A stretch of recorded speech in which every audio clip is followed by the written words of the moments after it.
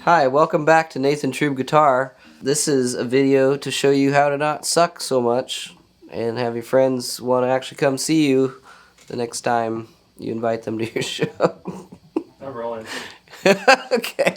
Hey, welcome back to Nathan Trueb Guitar. Today I'm going to teach you something I learned a long time ago that has helped a lot of my students to get more fluent on the guitar in regards to chords that you know. So I had a teacher once.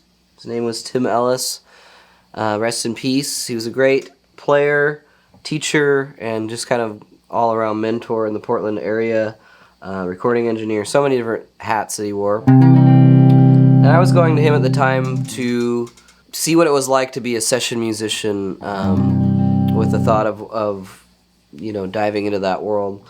So I think the example that he showed me was he had me play a few chords in a normal chord progression just to like a pop song or a classic rock song. And so we played it together one time through, and then he said, okay, go play it somewhere different on the guitar, meaning somewhere else on the neck, a different position. So the first thing I was doing was somewhere down here with C, G, A minor, F. And of course, my next move as a guitarist who was, I guess I was thinking I was fluent, was to play some bar chords. And so anyway, I ran out of things to play in about 2 times through the progression, if not 3 times through the progression. So he said, let me show you how I would do it. He seemed to have an infinite way of playing this song all over the neck in different places. And I kind of, we both just started laughing at some point, which made him stop. But meaning his knowledge of the chords were so deep that I think, and just knowing his fretboard really well, the notes of the fretboard, that he could just kind of invent them on the spot, or that's what it seemed like. But obviously it took a lot of practice. So one of the exercises to get closer to this would be to learn all of your triads on sets of 3 strings. I'll just show you what I'm talking about. So you know this chord C. The only distinct notes in that chord are C, E, and G. Okay? Root, 3rd, 5th. Okay, so we need to take those 3 different notes and find every place that we can play them on the guitar. So we're going to limit ourselves to the top 3 strings of the guitar. 1st string, 2nd string, 3rd string. The lowest chord you can get C from would be G, C, E.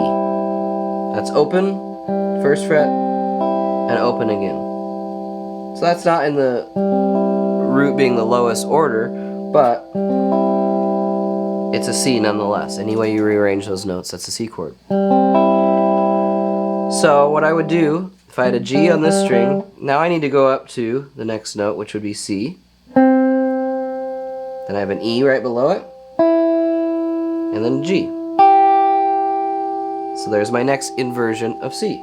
So now I have this, G, C, E, and then C, E, G. Now I can find another one up here. Here's my E. Now I just need a G and a C. Well, I know there's a C up here, and there's a G right in the middle. So now I have 3 different places to play my C. And I could go play the fretted version up at the 12th fret, because it's like someone's already pushing down here for me. So I always like to play that one at the top too.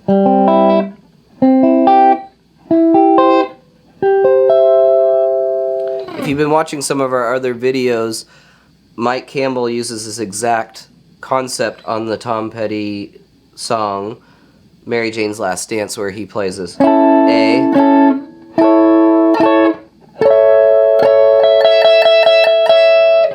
Okay, that's the same thing we're doing here.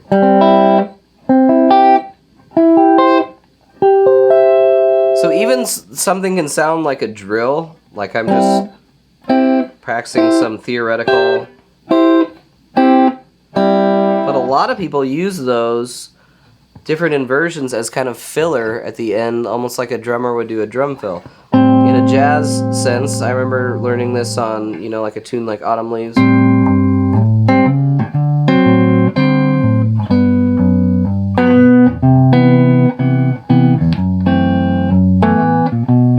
have an E minor. All those were E minors. E minor, E minor, E minor, E minor. Okay, so that's just something that it's been kind of useful to me. If I have this line of chords, I can play all the inversions in a row and it almost becomes this cool riff to improvise with. So back to the matter at hand, C. Now you could just stop the video here and go figure the rest out on your own. But if you want to follow along, I'm going to go through every set of 3 strings and all the C's involved. So if we go down to the next 3 strings, which is 2nd, 3rd, and 4th strings, our C is just part of this C that's right here. So I'm playing E, G, C. Now the next position up would be G, C, E. 3 in a row, all flat. Then we have C, E, G. And then this one fretted up at the 12th would be E, G, C. So now we have our highest strings.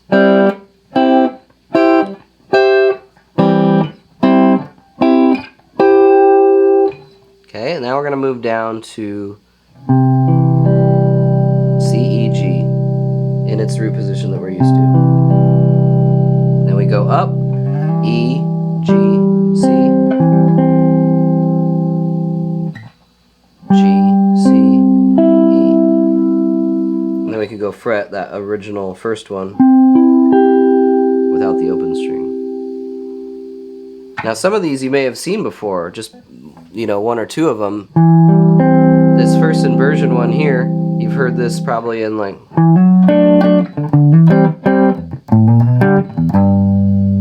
or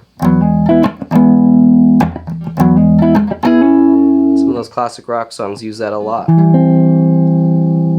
But you might not be as familiar with one like an E-shaped one. So usually everyone that learns this is gets a cool new chord that they haven't used before out of the deal. For example, I love the last 3 strings, the 4th, 5th, 6th string inversions, because it almost sounds like people play them so infrequently that they sound like a different tuning almost. Like your guitar is lower than it is. So let's start with G, C, E. Doesn't it sound cool?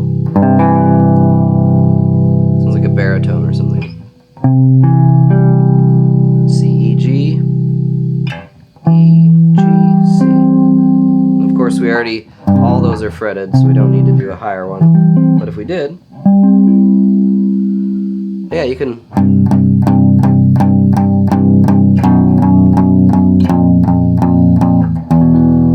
Okay. Those just sound cool to me. So let's go through all of them now.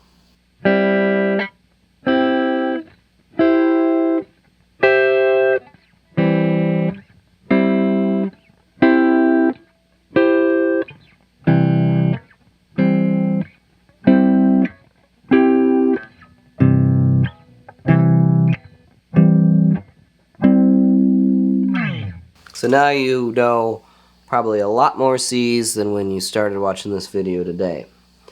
The next step that I may do in another video would be to go learn other qualities of chords in this fashion. So you could imagine that if we know a major, probably going to want to know a minor. Okay, so we got A minor.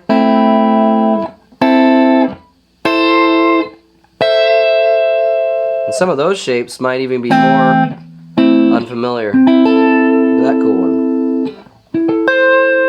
Okay, but that's a story for another day, children. I'll see you next time. Please be sure to like, comment, and